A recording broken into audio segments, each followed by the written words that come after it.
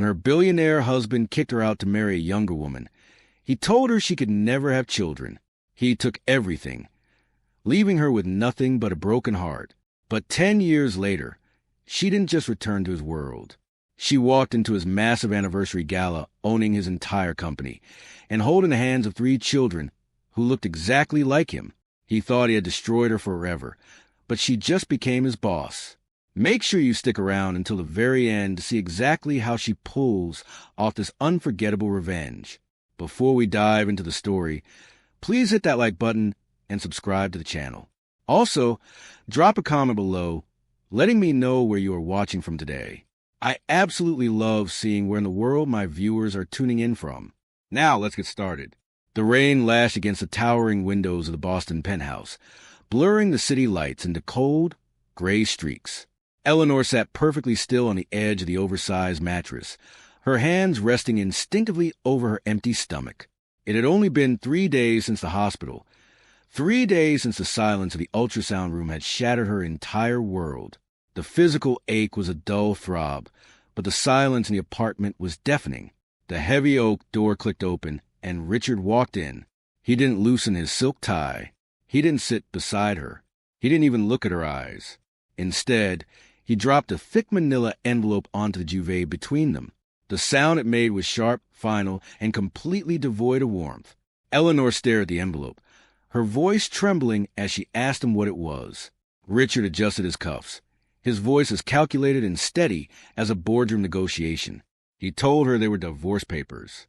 He said it without a flinch, without a crack in his polished veneer.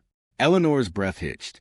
She looked up at the man she had loved for 7 years, searching his face for a punchline to a cruel joke, but found only the cold, hard geometry of a man who had already made his decision.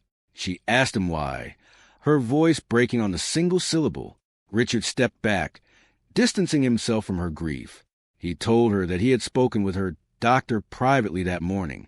The words that left his mouth next were surgical and precise. He claimed the doctor had confirmed she suffered permanent complications from the miscarriage. He told her she was barren, permanently infertile, and incapable of carrying a child to term. Eleanor gasped, the air completely knocked from her lungs. She begged him to stop, insisting the doctor hadn't told her anything of the sort, that they needed a second opinion, that they could try again or look into adoption. Richard cut her off. He reminded her of the Carter family trust, the ironclad stipulations of his inheritance, and a legacy that demanded a biological heir. He told her that his family's wealth was not a charity, and he could not afford to tether his future to a dead end. The brutality of his words pinned her to the bed, but then came the final, devastating blow. He informed her that the marriage was being annulled immediately, citing fraudulent foundations regarding her health. He didn't just want to leave her. He needed to erase her. He calmly mentioned that Victoria, the 24-year-old daughter of his father's primary investor, was already sympathetic to his plight and willing to step in. Eleanor's vision swam. Victoria, the girl who had been at all their summer galas, the one Richard had dismissed as a vapid child. It hadn't been a sudden realization. It had been a calculated replacement. Richard turned toward the door, pausing only to inform her that her access to the joint accounts had been frozen pending the legal separation. He gave her until morning to vacate the penthouse, suggesting she take only what she brought into the marriage.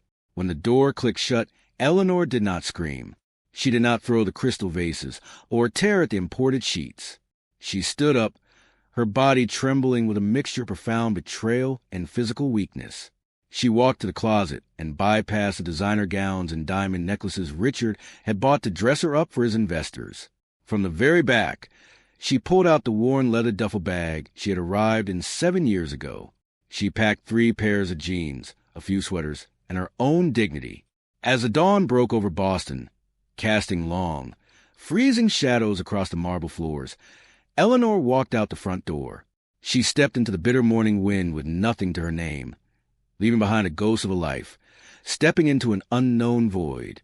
The biting chill of the Oregon coast was a world away from the manicured lawns of Boston, and that was exactly why Eleanor chose it.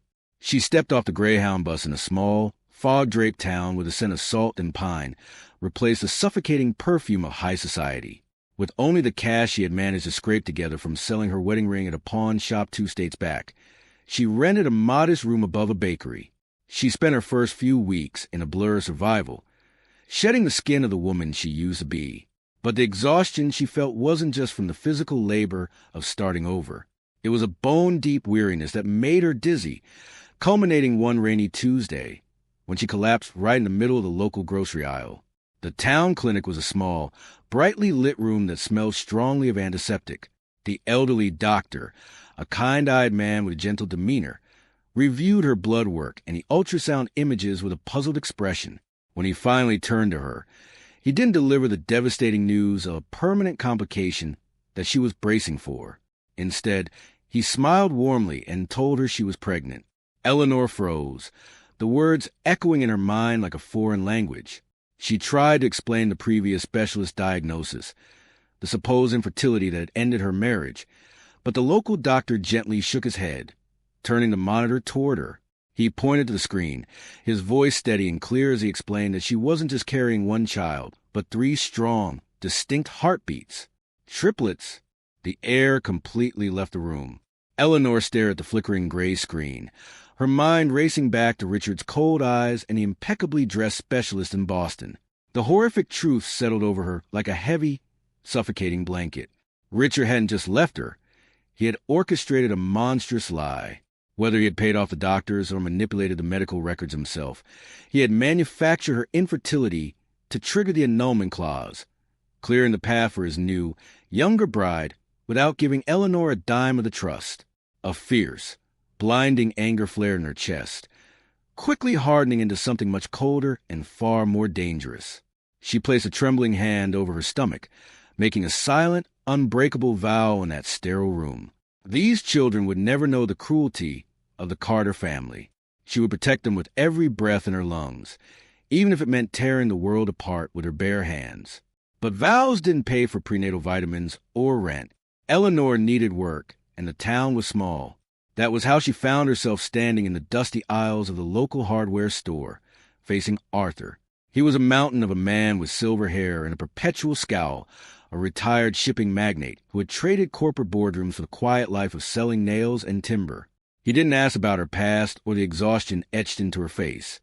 He simply handed her a heavy box of inventory and told her to get to work. Eleanor took the job with a quiet ferocity. She organized his chaotic ledgers, memorized the inventory, and worked through her morning nausea with a relentless drive that immediately caught the old man's attention. Arthur wasn't a man given praise, but he recognized survivor when he saw one. Over the following months, as her stomach grew and the physical toll of carrying 3 children became impossible to hide, Arthur quietly stepped in. He didn't offer pity. He offered practical wisdom. During quiet afternoons at the store, he began to share stories of his old life in global logistics, testing her sharp mind with complex supply chain problems. He realized very quickly that the quiet woman sweeping his floors possessed a brilliant, analytical intellect that had been entirely overlooked by her previous life. Without realizing it, Arthur had stopped being just a boss. He had become an unexpected mentor, laying the quiet groundwork for a future Eleanor hadn't yet dared to imagine. 7 years evaporated into a blur of scraped knees, homemade costumes, and a relentless arithmetic of stretching a single paycheck across 3 growing children. Julian, Clara, and Leo filled the drafty coastal house with an energy that was her greatest joy and heaviest responsibility. They were bright, inquisitive, and completely oblivious to the financial tightrope their mother walked every day. Eleanor worked 2 jobs, her evenings consumed by the quiet hum of the town's laundromat, but her mind never stopped analyzing. It was during those exhausted hours, surrounded by the smell of cheap detergent, that she began poring over complex maritime shipping manifests Arthur had let her borrow. Richard had always mocked her meticulous nature, calling her penchant for details exhausting. But as Eleanor cross-referenced the coastal freight schedules with inland rail delays, she saw what the multi-million-dollar logistics executives had completely missed. There was a massive, bleeding artery in the regional supply chain. Millions were being lost simply because the cargo offloading protocols were misaligned with rail departure times, creating a manufactured backlog. She spent 3 sleepless nights mapping a mathematically flawless rerouting strategy. When she laid the thick binder on the wooden counter of the hardware store the next morning, Arthur didn't speak. He just adjusted his glasses, read the first 10 pages, and quietly locked the front door of the shop. Arthur drove her straight to the regional bank. He didn't just introduce her. He leveraged his own commercial property as collateral to secure the high-risk loan she needed to establish a legitimate consulting firm. He looked the skeptical loan officer dead in the eye and stated that Eleanor was the smartest investment in the state. With that terrifying check in hand, Eleanor went to war. She rented a tiny office above a diner, bought a second-hand suit, and began making cold calls. The shipping industry was an unforgiving, deeply entrenched boys' club, and they initially laughed at the persistent woman from the coast. But Eleanor was no longer the fragile girl from Boston. She was a mother cornered by circumstance, fighting for her children's survival. Her rise was agonizingly slow at first, built on grueling 14-hour days and countless rejections, until a mid-sized freight company finally took a desperate gamble on her model. Within a single quarter, their profit margin skyrocketed. The laughter in the corporate boardrooms abruptly stopped. Word of her ruthless efficiency spread like wildfire along the coast. She didn't just consult. She restructured entire corporate ecosystems. Her mind operated with a cold, strategic brilliance that left industry veterans completely speechless. The modest consulting firm swelled into a formidable logistics empire, operating under a highly discreet holding company. Eleanor transformed into a quiet powerhouse, trading her worn sweaters for tailored armor, her voice dropping all the hesitations of her youth. Yet, despite the soaring bank accounts and the sudden influx of corporate power, Eleanor maintained a strict, impenetrable boundary around her home. When she pulled into the driveway each night, the formidable chief executive dissolved. She washed her face, cooked dinner from scratch, and sat on the living room floor helping Claire with her fractions or listening to Leo's elaborate stories. Her children knew she worked incredibly hard, but they knew nothing of the massive wealth she was quietly accumulating, and absolutely nothing of the Carter family. She guarded their innocence with terrifying ferocity. She had built a vast empire from the ashes of her own destruction, ensuring that the dark shadows of Boston would never touch the sanctuary she had created. The decade that followed was a testament to the sheer force of a woman who refused to be broken.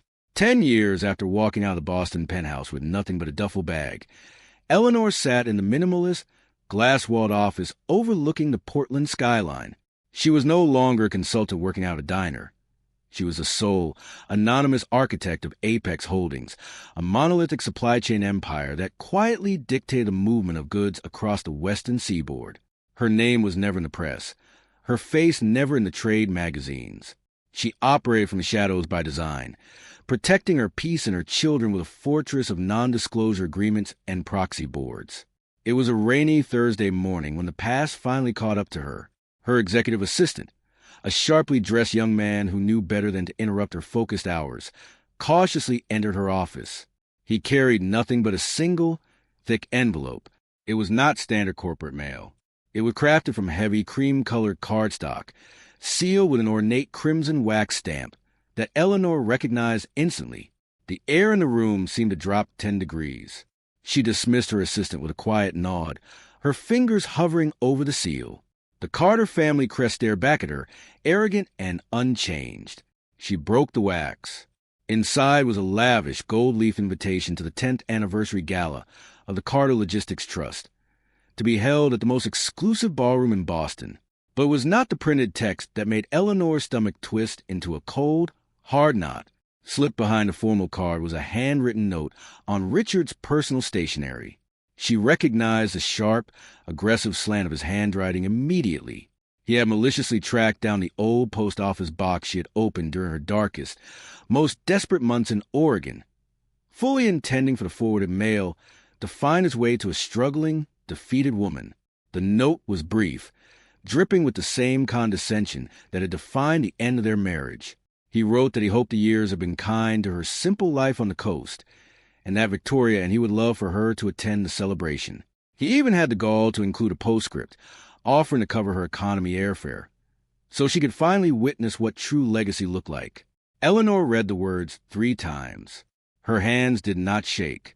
The crushing despair that would have paralyzed her 10 years ago was entirely absent, replaced by a quiet, calculating stillness. The heavy wooden door of her office opened, and Arthur walked in. He was older now, leaning slightly on a silver-handled cane, but his eyes were as sharp as ever. He took one look at the cream-colored cardstock in her hand and the dangerous quiet in her posture, and he immediately knew. Arthur sat in a leather chair opposite her desk, his voice a low, gravelly rumble. He told her to throw it in the shredder. He reminded her of the beautiful life she had built, of Julian, Clara, and Leo, and warned her that stepping back into Richard's orbit was like opening a door to a hurricane. He urged her to leave the ghosts in Boston where they belonged. Eleanor turned her chair to face the sprawling city below, watching the relentless movement of the freight yard she now controlled. For a decade, she had run from a memory of that night, hiding her brilliance behind holding companies and proxies out of fear. But looking at Richard's arrogant, mocking handwriting, something fundamental shifted inside her. The fear was gone. She turned back to Arthur, her eyes cold and clear, and told him that ignoring a rot didn't stop it from spreading. She could no longer build her empire while looking over her shoulder.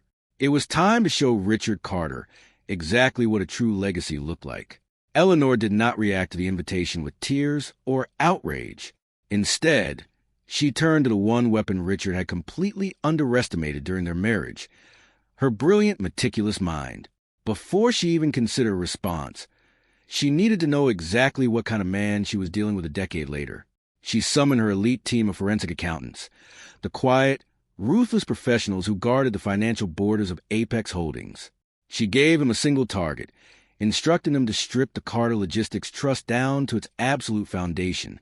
The initial reports hit her secure server 48 hours later, and the reality they exposed was staggering.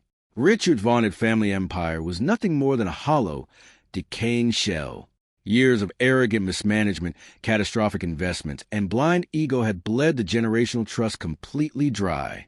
To maintain his lavish lifestyle and the illusion of invincibility, Richard had been taking out massive, high-yield loans, burying a mountain of toxic debt behind a labyrinth of shell corporations. He was drowning. The magnificent anniversary gala was not a celebration of success.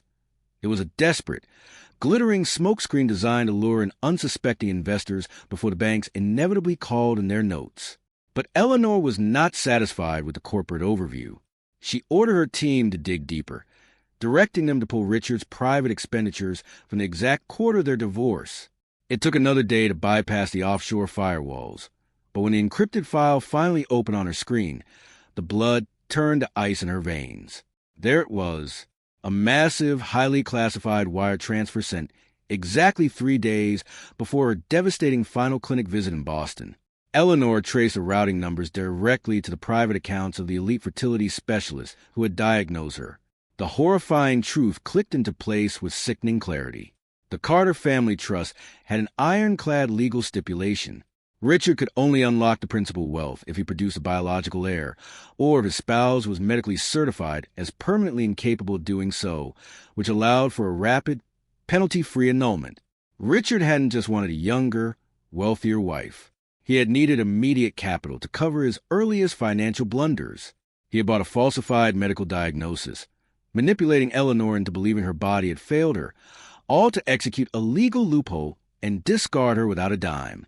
The profound grief she had carried for a decade, the suffocating shame she'd endured before the miracle of her triplets, dissolved instantly. It was replaced by a cold, absolute resolve. Eleanor picked up her secure line and dialed her chief acquisitions officer. Her voice was terrifyingly calm as she issued a single, uncompromising directive.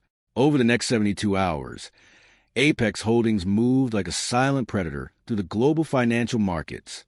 Using a complex web of blind trusts and proxy buyers, Eleanor systematically purchased every single piece of Richard's toxic debt. She bought the loans propping up his failing supply lines. She bought the massive mortgages on his private estates.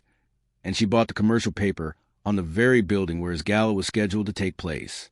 In 3 days, she became his sole, unyielding creditor. She owned his entire existence, and the arrogant man sitting in Boston remained completely oblivious. The acquisition finalized, Eleanor disconnected the secure line and looked down at the gold leaf invitation still resting on her immaculate glass desk. She picked up a heavy, silver fountain pen, uncapped it with a soft click, and drew a sharp, deliberate check mark next to the word attending. She slid the card into the return envelope, handed it to her assistant, and prepared to burn Richard's legacy to the ground. The grand ballroom of the Boston Heritage Estate was a blinding display of excessive, desperate wealth. Crystal chandeliers, heavy with decades of history, cast a warm, fractured light over hundreds of the city's most elite figures, all moving to the gentle rhythm of a live string quartet. In the center of the room, Richard held court with a glass of vintage champagne, surrounded by a circle of fawning, ignorant investors. He was entirely in his element, loudly boasting about his latest quarterly projections and expanding supply lines, projecting the impenetrable image of a titan who had conquered the financial world.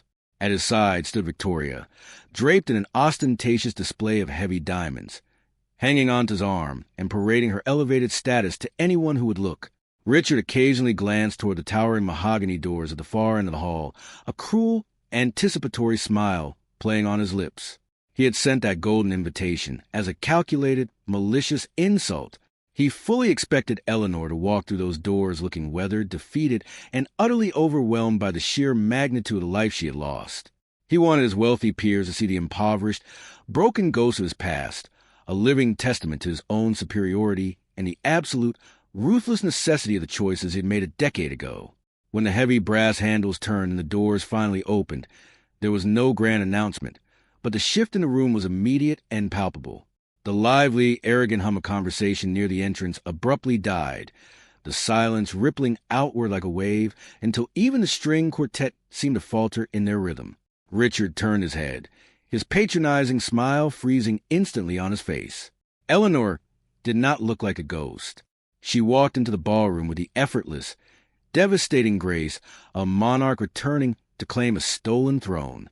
She wore a bespoke, midnight blue silk gown that fell flawlessly to the floor, deliberately devoid of the flashy sequins or heavy, chaotic jewels the other women wore. Her elegance was understated but overwhelmingly powerful, exuding a quiet, untouchable wealth that instantly made Victoria's diamonds look cheap and desperate. Her posture was immaculate, her face perfectly composed, and her eyes held a lethal, unbothered calm. As she moved across the polished marble floor, the crowd parted for her instinctively. The elite circles of Boston, who had cruelly written her off a decade ago, now stared in silent awe at the formidable, mysterious woman she had become. A cold, unfamiliar sweat prickled at the back of Richard's neck. This was not the fragile, broken girl he had discarded. The sheer magnetism of her presence completely unnerved him, instantly fracturing the carefully constructed illusion of his glorious evening. Desperate to regain control and publicly cut her down to size, he thrust his champagne glass into the hand of a passing waiter and stepped aggressively into her path, forcing her to stop. Victoria trailed closely behind him, her eyes narrowing with sudden, sharp insecurity as she took in Eleanor's immaculate appearance. Richard forced a loud, hollow chuckle, though his eyes remained hard and deeply anxious. He greeted her, deliberately projecting his voice so the nearby investors could hear every word, remarking on how incredibly surprised he was that she had managed to scrape together the funds to make the cross-country trip. He leaned in slightly, his tone dripping with a condescending, venomous pity, and mentioned how terribly difficult the last 10 years must have been for her, struggling out on the rainy coast without the safety net and protection of the Carter family. He asked if the humble, exhausting life she was living was everything she had hoped for when she walked away with nothing.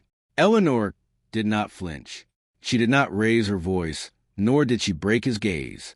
She simply looked at him, a small, knowing smile touching the corners of her mouth.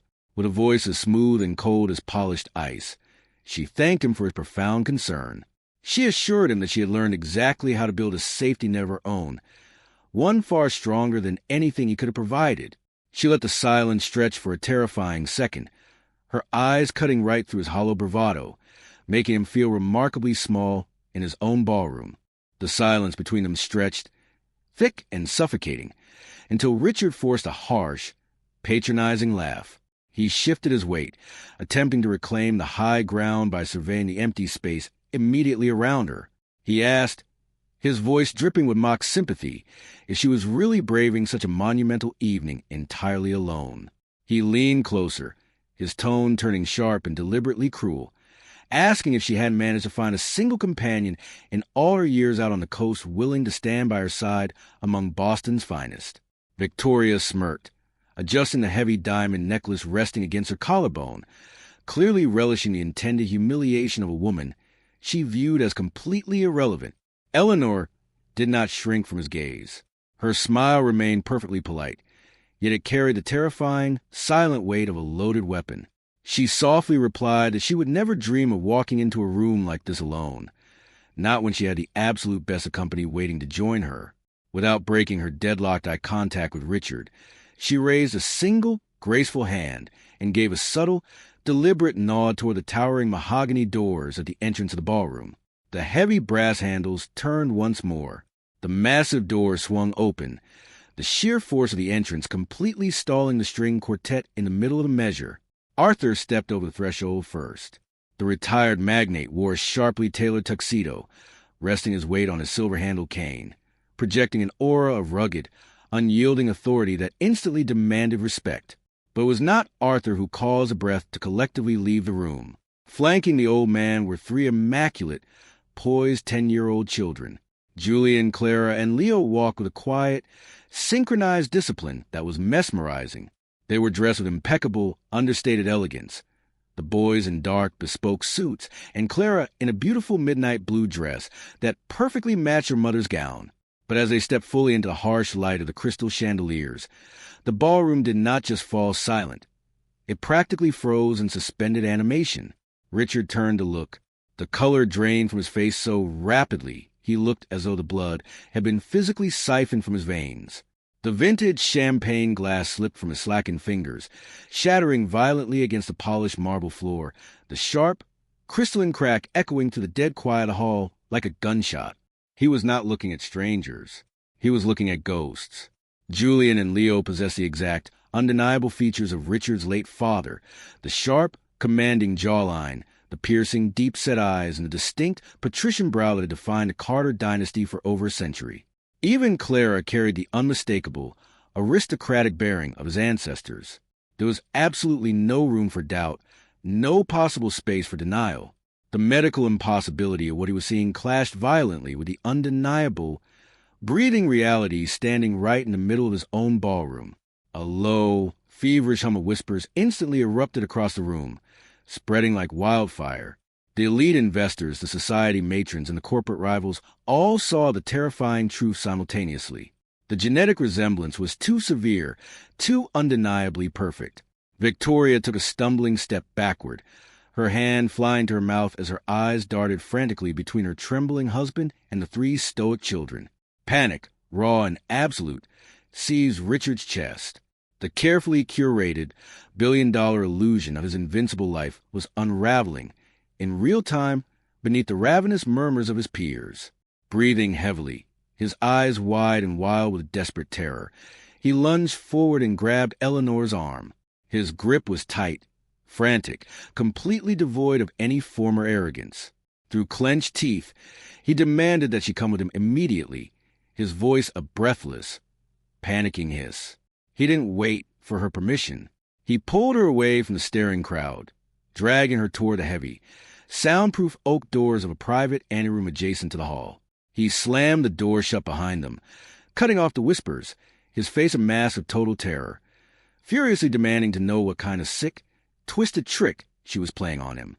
The heavy oak door slammed shut, instantly severing the frantic murmurs of the ballroom. Inside the soundproof anteroom, the silence was heavy and suffocating.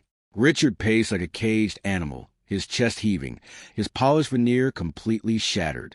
He spun around, pointing a trembling finger at Eleanor, his voice cracking as he demanded to know what kind of elaborate, sick illusion she had orchestrated.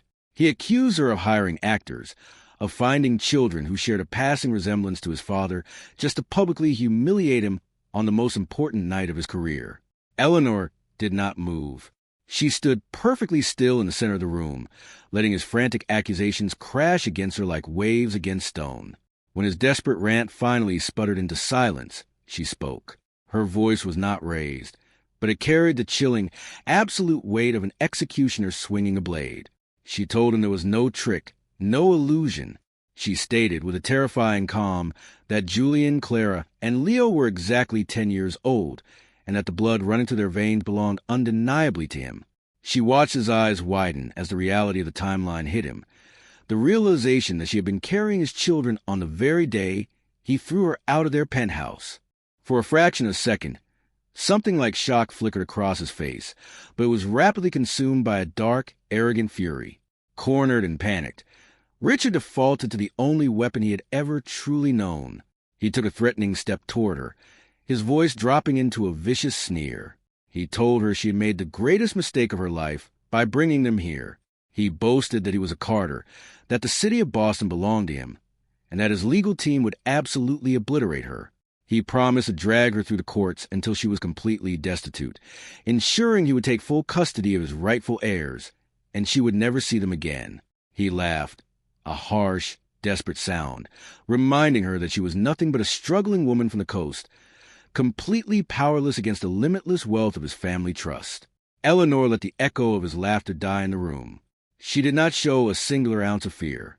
Instead, she reached into the sleek designer clutch resting under her arm and withdrew a slim, black leather folder.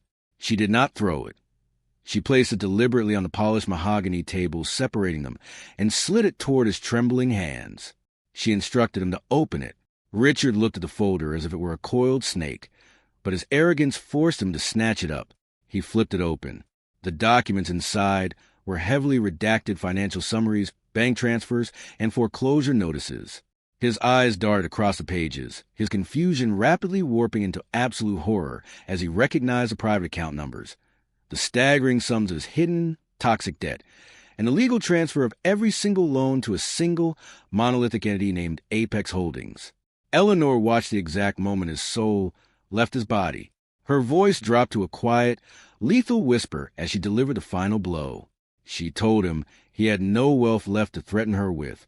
She explained that over the past 72 hours, Apex Holdings had systematically purchased every single outstanding note, defaulted loan, and leveraged mortgage attached to the Carter name. She watched his knees buckle slightly as she revealed that she was the sole, anonymous chief executive of Apex Holdings. She informed him that she owned his supply lines, she owned his private estates, and, as of that very morning, she owned the mortgage on the very building they were standing in.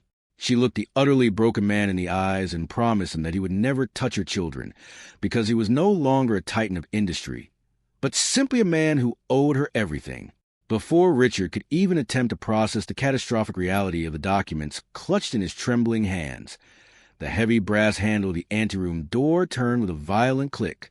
The door swung open to reveal Victoria. Her face was flushed, her chest heaving, and her eyes were wide with a mixture of profound shock and absolute disgust. She had not waited in the ballroom. She had stood just outside the heavy oak, her ear pressed to the wood, and the soundproofing had not been enough to mask the volume of Richard's earlier, arrogant shouting, nor the terrifying, precise revelations that followed. She stepped into the room, ignoring Eleanor entirely, and fixed a venomous glare on her husband. Richard stammered, reaching a hand out toward her, desperately trying to construct a lie, trying to tell her that it was all a misunderstanding, a temporary setback that his lawyers would easily fix. Victoria did not let him finish. Her voice was sharp, brittle, and utterly devoid of the manufactured affection she had paraded moments ago. She told him he was pathetic. She recounted the sheer humiliation of learning that not only was he entirely bankrupt and completely leveraged by his ex-wife, but that he had lied about the very foundation of his trust. He had legitimate heirs, children he had abandoned to protect a hollow fortune that he didn't even have the competence to maintain. With a cold, practiced efficiency, Victoria reached behind her neck and unclasped a heavy diamond necklace she had worn as a symbol of her elite status. She let the magnificent jewels slip from her fingers, the diamonds clattering harshly against the polished mahogany table, landing directly on top of the foreclosure notices. She looked Richard in the eye, told him she was calling her father's legal team before she even left the building, and walked out the door without a single backward glance. The click of her heels faded down the hallway, leaving a heavy, suffocating finality in her wake. The departure broke whatever fragile architecture was left holding Richard together. The air rushed out his lungs in a ragged, pathetic sob. The invincible titan of Boston industry, the man who had discarded his wife to protect his wealth, slowly sank to his knees on the carpeted floor. He looked up at Eleanor, his face entirely stripped of its arrogance, replaced by the raw, weeping terror of a man who suddenly realized he had absolutely nothing. The tears spilled over his cheeks as he begged her. He pleaded for a second chance, begging her not to dismantle his company, swearing he would work for her, that he would take whatever meager salary she offered just to keep the Carter name alive. He sobbed about the children, begging for the right to just meet them, to be a part of the family he now realized he had sacrificed his soul for. Eleanor looked down at the man sobbing at her feet. She searched her heart for the blinding, fiery rage that had fueled her for a decade, but found none. Looking at him now, she felt only a profound, hollow pity. Her voice was soft, carrying the absolute weight of a hard-won truth. She told him that he had spent his entire life obsessed with building a legacy, believing that wealth and a surname were enough to guarantee immortality. She explained that true legacy is not inherited in trust funds or carved into the sides of corporate towers. It is built in the quiet, agonizing moment of sacrifice, in the desperate, exhausting choices made out of love, and in the refusal to abandon the people who need you. She told him his legacy was exactly what he was holding: empty paper, broken promises, and ashes. She turned away from his weeping figure, walking toward the door, leaving him completely alone in the silent room. The heavy glass doors of the Carter estate closed behind them, cutting off the suffocating air of the gala and the ghost of a life Eleanor had finally laid to rest. She stepped out into the crisp, unforgiving Boston night, taking a deep, unhindered breath for what felt like the first time in 10 years. The cold wind whipped at the hem of her midnight blue silk gown, but she did not shiver. The crushing weight that she had carried since the day she was thrown onto these very streets was completely gone, replaced by an unshakable, quiet peace. Arthur was waiting by the idling town car, leaning heavily on his silver-handled cane, a quiet, knowing look in his sharp eyes. He opened the heavy door, and Eleanor ushered Julian, Clara, and Leo into the warmth of the leather interior before sliding in beside them. Arthur took the front passenger seat, signaling the driver to pull away from the sprawling, decaying monument of Richard's hollow legacy. As the car merged onto the quiet highway, leaving the glittering skyline of Boston behind, the silence in the back seat was thoughtful and heavy. It was Julian who finally spoke, his voice quiet but filled with the sharp perception he had inherited from her. He looked at his mother, his dark eyes searching her face, and asked the man in the ballroom, the one who looked so terrified, was their father. Eleanor looked at her 3 beautiful, resilient children. She had promised herself she would never lie to them, never build their foundation on the kind of deceit that had destroyed her own youth. She reached out, taking Clara's hand, and answered honestly. She told them that biologically, yes, that man was their father. Leo frowned, asking why he had never come to the coast, why he had never tried to find them. Eleanor kept her voice remarkably gentle, devoid of the bitterness that had once consumed her. She explained that sometimes people become so obsessed with building a name and protecting their wealth that they forget how to be brave. She told them that Richard had made a choice a long time ago out of fear, and that he was now living with the consequences of that choice. But then she leaned forward, ensuring they heard the absolute certainty in her tone. She told them that biology is nothing more than a footnote in a medical chart. It does not make a family. She explained that a true family is built on loyalty, on the people who stay when the storms hit, and on the quiet, daily choices to love and protect one another. Eleanor shifted her gaze to the rearview mirror, meeting Arthur's watery eyes. She smiled, a soft, profoundly grateful expression. She told her children that a real father is the man who teaches you how to stand tall, who believes in your brilliance when the world overlooks you, and who builds a fortress around your heart. She told them they had never been without a father, because Arthur had been there every single day. In the front seat, the gruff, unyielding retired magnate cleared his throat loudly, turning his head toward the passenger window to hide the tears slipping down his weathered cheeks. Clara reached forward, resting her small hand on Arthur's shoulder, a silent, beautiful confirmation of everything Eleanor had just said. As the car drove deeper into the night, carrying them back toward the coast and the empire they had built together, Eleanor realized her true wealth was not in the massive accounts of Apex Holdings. It was sitting right here in the quiet hum of the car. She had walked through the fire and emerged unbreakable, proving that true legacy is never inherited. It is forged. And as this incredible journey of resilience and redemption comes to a close, we want to thank you for being a part of it. If this story of finding your true worth moved you, please take a moment to like the video, subscribe to our channel for more powerful narratives, and share this with someone who might need a reminder of their own strength. Thank you for listening.